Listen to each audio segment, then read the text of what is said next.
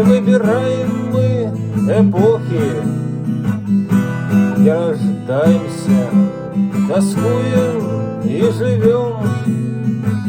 Не родиться при царе Горохе был бы я отличным звонарем, и я бы перед каждым колокольным боем духом собирался, как у алтаря.